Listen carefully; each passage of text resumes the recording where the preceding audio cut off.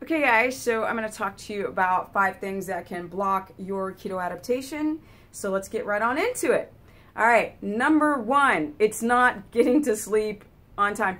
Essentially, it's everything that I mentioned about fat loss on keto. It applies to everything. Like, number 1, you have to get to bed on time, because what you want to do is hibernate. So you're trying to turn off the adrenals. The adrenals, if they're overstimulated, they're going to crank up your blood glucose, and then your insulin is going to go high, and the insulin is going to block your keto adaptation when you become insulin resistant. So sleep is reparative. That's when we become anabolic. It's so critical that nobody talks about this stuff. People keep talking about weight loss and fasting, but they don't go and explain the details of why or why not, because they don't know.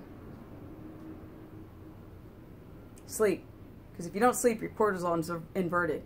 It's too high at night, and that's hypercatabolic. Not anabolic, catabolic. Number 2, you follow a circadian rhythm.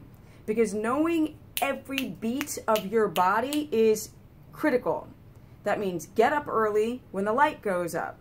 Because if you don't get up early and you're waking up late, you're going to bed late and waking up late, then your biorhythm is off.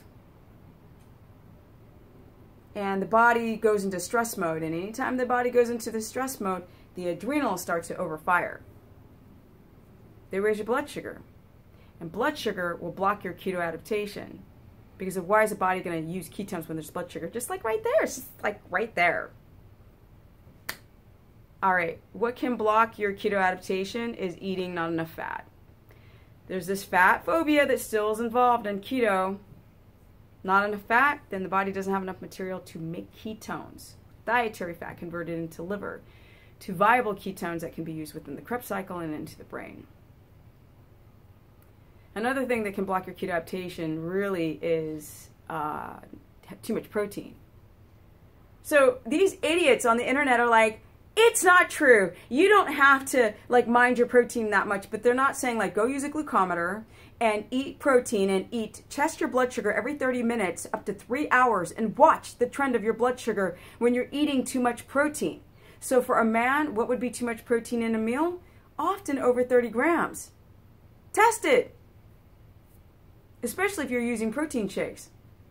Hey, don't listen to me. Go use a glucometer and watch your blood sugar go boop. Because as soon as your blood sugar spikes, ketones are like, why would I be viable? I'll just rely on the blood glucose with depleted glycogen. And depleted glycogen and using blood sugar as your energy will block your keto adaptation. Test. Don't listen to me. Go test. All right? Go try keto on the wrong macros. Try nuts, do everything that's allergenic, right? Because these foods are high histamine foods. Just Google it. It's like, I didn't make this crap up. Go Google phytates in nuts. Google casein in dairy. Google leaky gut, celiac spore. Just Google all of that. You don't have to listen to me. Eating these cream cheese and creams and too much cream and drinking coffee and eating nuts, these are all things that can potentially block your keto adaptation. So obviously with the coffee, it's adrenal. That's only one thing. Adrenal glands create adrenaline, which spikes cortisol, which breaks down amino acids to convert into sugar. That's a fact. Don't have to believe me, just go Google it.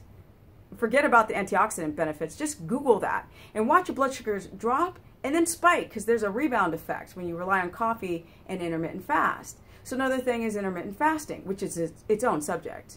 So when you don't eat in the morning, after fasting all night long, the body's like, okay, well, I don't know how to use ketones. So the glycogen is depleted, and I need blood sugar. So let's turn on the adrenals. This is how people develop adrenal insufficiencies, and the cortisol starts to get too low.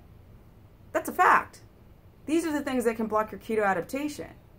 Staying up, working out late at night, yes, because your cortisol spikes. That's the problem, people. You have to address the potential insulin resistance you had prior to doing keto.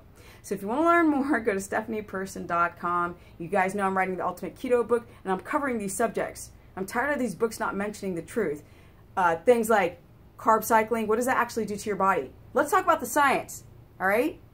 Not like, I heard that you need to refeed on carbs because if you don't feed on carbs, it makes your thyroid have a problem. No, it's doing the wrong application of keto and not adapting, which damages the thyroid. You got to put in the work, yo, when you first do keto. All right, stephanieperson.com, and as you guys know, I also have a keto course Facebook page and a Instagram, which is Stephanie Ketogenic. So if you want to learn more, you can go and check out all these avenues, because, you know, I'm not really a social media person, but this is what you got to do to get the word out. And I'm out. Peace.